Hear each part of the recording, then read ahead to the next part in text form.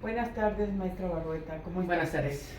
Muy bien, buenas tardes. ¿Qué tal? Pues estamos aquí otra vez en el conversatorio que me da mucho gusto que tengamos continuamente, pues para informar a la gente, a los afiliados, a las afiliadas del SUTU-ACM respecto al balance, maestra, de la revisión salarial y de la revisión contractual. ¿Qué nos puede decir en relación al balance? Creo que la revisión salarial y contractual de este año, el balance es positivo. Sí quisiera plantear que, no obstante, la rectora en su comunicación planteó que fue producto de lo que ellos construyeron. Sí quiero mencionar que el pliego de peticiones lo elaboró la coordinación ejecutiva en apoyo a todos los afiliados y afiliadas que metieron observaciones y propuestas de cláusulas para enriquecer el contrato y las prestaciones, y sobre todo para plantear también cuáles serían los márgenes de movimiento para aceptar un incremento salarial. Entonces, el pliego de peticiones que se introdujo en la Junta en septiembre del año pasado prácticamente fue el que se llevó a cabo en la discusión. Si no hubiera sido porque ese pliego de peticiones existía, pues no hubiera habido materia de discusión. Entonces, sí, esto me parece importante mencionarlo porque de repente pareciera que fue la rectoría buena onda que decide darle tales beneficios a los trabajadores, cuando es derivado justo de la elaboración de una demanda de los trabajadores que la rectora decidió, porque sabía que era lo que le competía en el marco de la ley, obedecer a este proceso, ¿no? Y por lo tanto echar a andar en la negociación. Ahora bien, con respecto al saldo, me parece, y al resultado, me parece que el resultado fue bastante favorable, ¿no? No obstante, el pliego de peticiones estaba conformado por un total de 43 cláusulas para corregir, 9 cláusulas violadas, dentro de las cuales, dentro de otras muchas, ¿no? Más la creación de 4 nuevas cláusulas. Creo que el resultado que tenemos a la fecha fueron aproximadamente 16, 17 acuerdos derivados de este contrato. Por ejemplo, ¿a qué se llegó en primer lugar? Se aceptó mantener las prestaciones indexadas al salario mínimo que tenemos, que son 3 prestaciones generales, dejarlas indexadas al salario mínimo. Recordemos que la rectora, al inicio de este proceso de revisión, insistió en más de una ocasión que ante la falta de presupuesto que tenía la universidad, era preciso que los trabajadores renunciáramos a una prestación ganada en el transcurso de estos últimos 15 años. Entonces prácticamente nos estaba queriendo obligar a que lleváramos a cabo un proceso de retroceso en nuestros derechos, ¿no? Afortunadamente, como parte de esta negociación, conseguimos que esas prestaciones no se desindexaran, ¿no? Conseguimos también que se incrementara la cláusula 53 quater, que es la cláusula en la que se da apoyo a los trabajadores y familiares directos para compra de anteojos y equipos ortopédicos, ¿no? Fue una cláusula que se incrementó en un 50%, pasó de 1,000 pesos a 1,500 al año, ¿no? También se incrementó de manera importante, digamos, no como lo hubiéramos querido, pero por lo menos implica un impacto positivo en los trabajadores, la cláusula equivalente al quinquenio, que se incrementó en un 3%, ¿no? A lo mejor no es un monto mayúsculo, ¿no? Pero de alguna forma permite ubicar también este proceso dentro de las ganancias de la revisión, ¿no? Como parte de las ganancias normativas también que se pudieron llevar a cabo, pudimos conseguir que la cláusula 28 del contrato colectivo reconociera en uno de sus párrafos el derecho humano de audiencia que tenemos todos los seres humanos y que está garantizado en la Constitución, y que sin embargo, a pesar de estar garantizado por la Constitución, la universidad reiteradamente lo violentaba cuando había trabajadores en condiciones de enfrentarse a una terrible situación de junta aclaratoria, ¿no? La universidad no les daba las garantías del derecho de audiencia a los trabajadores, y derivado de ello muchos trabajadores fueron despedidos de manera injustificada. Entonces, a partir de ahora, ese elemento se incorpora a la cláusula 28, lo cual es o será benéfico para los trabajadores, ¿no? Por otro lado, también pudimos incorporar una cláusula nueva que recupera de manera importante el resultado del convenio 92 de la OIT, ¿no? Que tiene que ver justo con el proceso de tratar de erradicar los procedimientos de hostigamiento laboral a las y los trabajadores. Y en este caso pudimos meter esa cláusula como una cláusula nueva, es nuestra cláusula 96, lo cual es bastante o será bastante benéfico para los trabajadores. Y también en lo que tiene que ver, por ejemplo, con respecto a las licencias sindicales, ¿no? Y el apoyo a las actividades sindicales. Como ustedes saben, está garantizado o debe estar garantizado por el contrato colectivo de trabajo el desarrollo de las actividades sindicales. De la misma manera lo establece la Ley Federal del Trabajo, cuando establece que los jefes, los patrones, tienen prohibido, ¿no?, la injerencia en la vida sindical, así como impedir las actividades de las organizaciones sindicales. A pesar de eso, y que de la OIT en el convenio 87, que también México tiene firmado, prohíben al patrón meterse en la vida sindical, esta administración de la universidad ha insistido reiteradamente en impedir las actividades sindicales, ¿no? Y afortunadamente conseguimos meter una cláusula que permitiera también tratar de garantizar las facilidades de quienes por alguna razón estén desarrollando actividades sindicales. Son parte de las prestaciones que se ganaron. También dentro de las prestaciones que se ganaron se encuentra, por ejemplo, el reconocimiento ahora de la contratación de 20 plazas de intendencia, plazas de nivel 16, que me parece que es fundamental porque tenemos una cantidad no mayor a 177 trabajadores para limpiar todas las sedes e inmuebles de la universidad. Una cosa de locos.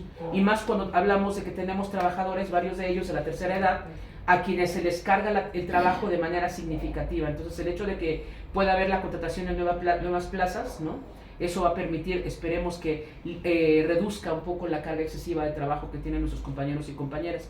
Y finalmente dimos un paso importante con respecto al asunto de los trabajadores del área de jardinería, ¿no?, que son trabajadores que históricamente han hecho labores de jardinería, pero que se les paga con un nivel salarial equivocado, ¿no? Tenemos otra demanda en paralelo a eso.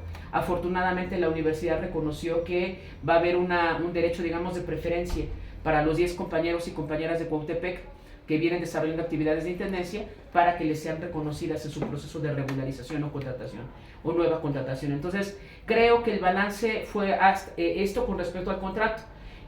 Con respecto particularmente al tema del salario, creo que también el incremento fue significativo. Es importante mencionar que la rectora empezó esta negociación diciendo, ¿no?, que solamente nos daría el 1.75% y que no había dinero para mantener las prestaciones, el salario mínimo, las que están indexadas al salario mínimo, y que no habría ningún incremento en ninguna otra prestación. Nos dijo que había elementos y números para demostrar explícitamente que no había recursos para nada más. Afortunadamente pudimos demostrar con este proceso de negociación, poco a poco, ¿no?, poco a poquito, que la universidad siempre nos daba el mismo discurso, pero a pesar de eso la universidad siempre nos daba un ofrecimiento mayor.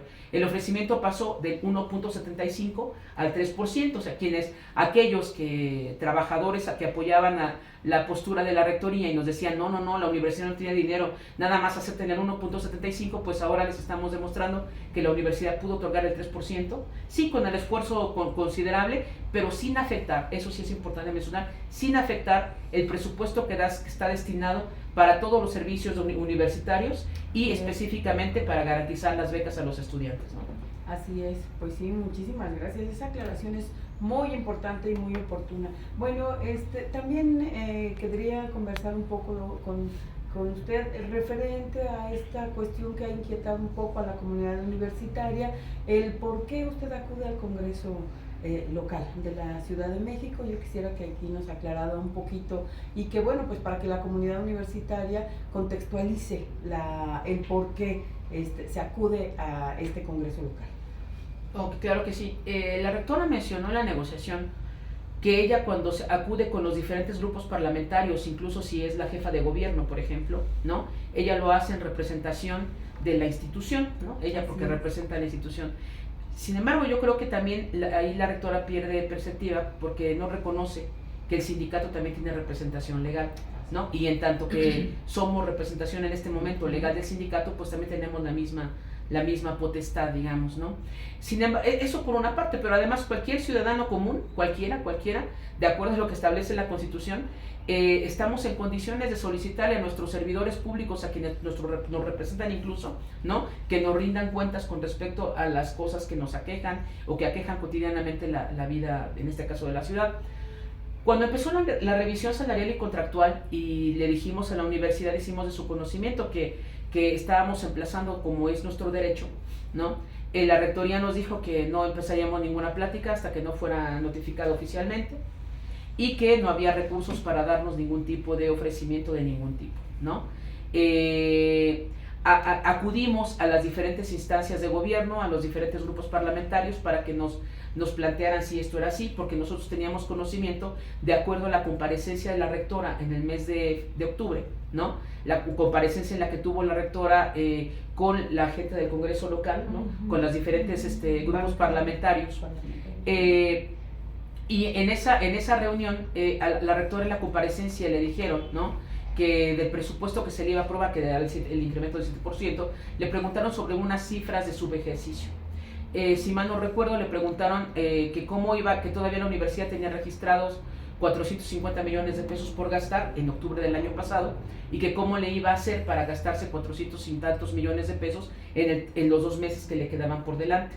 La rectora no respondió, y de cualquier manera nosotros quedamos con la curiosidad con respecto al tema de los subejercicios. Nosotros tenemos conocimiento por la propia cuenta pública, los informes, los documentos y acuerdos del Consejo Universitario, así como el presupuesto que entrega la rectora para ser aprobado en el Congreso local, de que hay una cantidad de presupuesto no reportado que forma parte de todo este rubro de subejercicios, que en efecto la rectora no reconoce de manera formal. Sin embargo, de acuerdo a los documentos de la universidad, existe. Cuando empezó la negociación, una de las primeras cosas que aparecían dentro de la mesa de pláticas, ¿no?, era una burla constante de la Secretaría General de la Universidad, de Mariana Elkish, quien nos decía sistemáticamente que nosotros no conocíamos cómo se arma un presupuesto universitario. Tienen razón, nosotros no estamos al frente de la universidad, ellos están al frente de la universidad, pero queríamos entender. Nos decía, tienen ustedes que estudiar cómo se organiza un presupuesto universitario, tienen que conocer. Evidentemente, en tanto que ella lo decía con un afán un poco burlón, ¿no?, pues nos dimos a la tarea de buscar con quién entenderlo. Acudimos nuevamente con la jefa de gobierno, ¿no? La jefa de gobierno no nos atendió, no nos dio una posibilidad de espacio para discutir con el resto de la gente, con el área de comunicación, de educación, y con el área con la Secretaría de Ciencia y Tecnología de la Ciudad de México. No nos dieron un espacio. Acudimos un poco después con el secretario de gobierno de la Ciudad de México, con el licenciado Martí Batres, ¿no? Pedimos apoyo particularmente también para que pudiéramos tener acceso a esta explicación de ese grupo. El secretario de gobierno, Martí Batres, no nos quiso recibir, ¿no? Nos envió particularmente a la persona que lleva la agenda, a Lucero Cruz. Nos tomó la nota, nos levantó el número de folio, ¿no?, y nos dijo que ella se comunicaría con nosotros para que en algún momento tuviera contacto con nosotros, porque de cualquier manera él ya conocía toda la situación de la universidad de boca de la rectora. Entendimos que no nos quería atender, nos mandó específicamente con el director general de Coordinación Política, Prevención y Buen Gobierno de la zona regional norte, ¿no?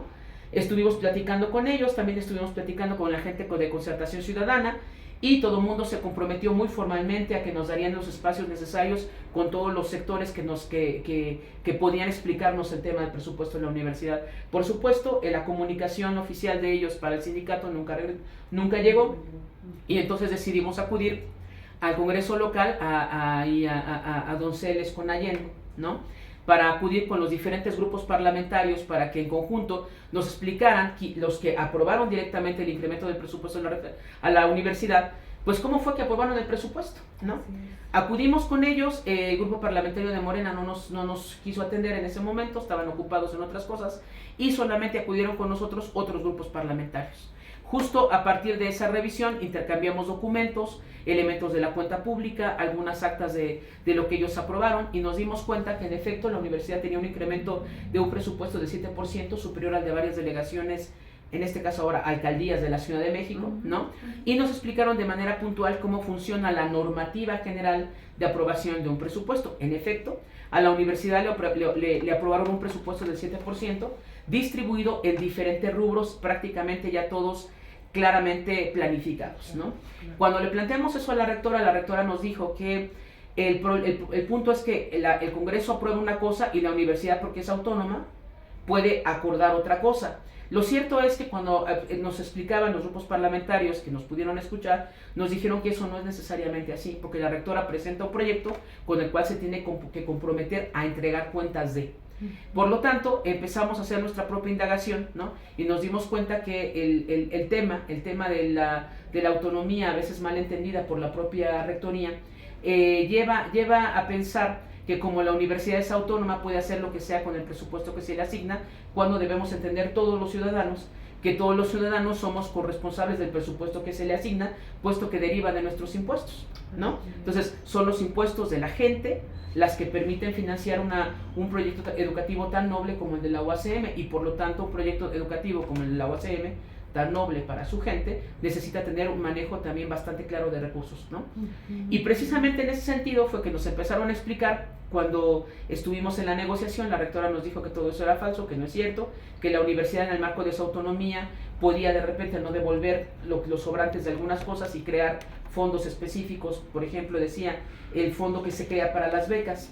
Nos decían en el Congreso, los diputados del Congreso, de diferentes fracciones parlamentarias, nos decían de manera puntual que la rectora pidió presupuesto específicamente para becas. O sea, que no es cierto que tenga que la rectora armar bolsas con los sobrantes para que se inyecte dinero a las becas, sino que ellos le aprobaron directamente un presupuesto orientado para becas. Entonces, esta parte es muy importante porque nos permitió a nosotros permitir un margen de maniobra con respecto a nuestro análisis propio del presupuesto, ¿no?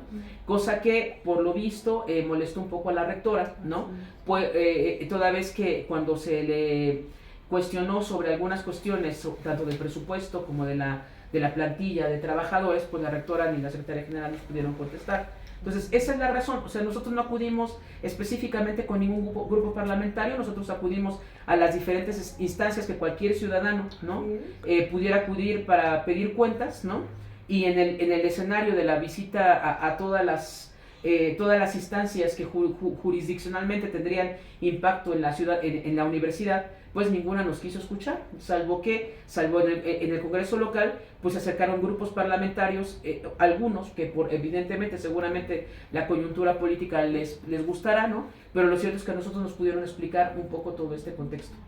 Ok, muchísimas gracias. Pues bueno, yo creo que esto aclara perfectamente bien, por una parte el balance y por otra parte por qué vamos a hacer la tarea al Congreso local, porque de alguna manera pues deriva de toda esta situación de discusión que se da en torno a la negativa de sentarse a revisar el clausulado particularmente, y también a la negativa de un incremento salarial digno y justo. Y pues muchísimas gracias por compartirnos esta información que es fundamental, y también por pues situar esta parte que tiene que ver con la discusión de que toca ya algunos temas muy puntuales, como es el tema de la autonomía, ¿no? Pues muchísimas gracias, maestra, muchas gracias. Muchas gracias. Gracias. Muchas gracias.